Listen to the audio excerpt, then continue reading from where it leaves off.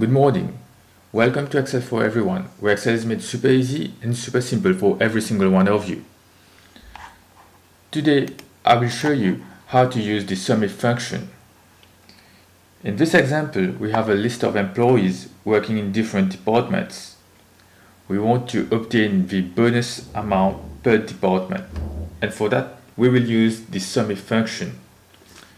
As you can see, I have already penned down the different departments down here, namely administration, customer support, finance, IT support, and marketing. To use the SUMIF function, we will select the cell next to administration department, and we will click the function button right here. Now, in my screen, the SUMIF function appears since I use it very often. This might not be your case. So how to go about it? You type SUMIF in the search button, in the search bar, click go, and you will have a list of if functions. Click on SUMIF, hit OK. From the pop-up that appears, you have to select the range, criteria, and sum range. First, the range. This means selecting the categories which we want to sum up.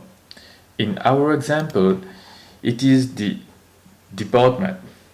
We will select the data in the department column, and we will add the $sign to the cell reference. This will effectively make it an absolute reference. This will later allow us to drag the formula without changing the selection range.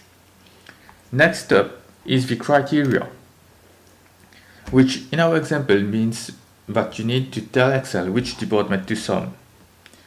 We will select the administration department over here, as this is the department for which we want to know the bonus. Finally, you need to fill in the sum range, and by now you have already guessed it. We will select the data in the bonus column. Again, we will add the $sign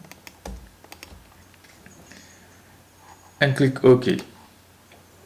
There you are with the bonus amount for the administration department, which is 12,000. This is made up of two employees, the first one earning 7,000 and the second one earning 5,000, which gives you the total of 12,000. To obtain the other departments' bonuses, just drag the formula, and that's it. Job done. Quick disclaimer out here, there are many ways to go to Rome, and likewise there are many different ways to perform this assignment. For the purpose of this tutorial, we have used the SUMIF function. With that said, this is the end of the tutorial. I wish you a great day ahead, and I will see you in the next one.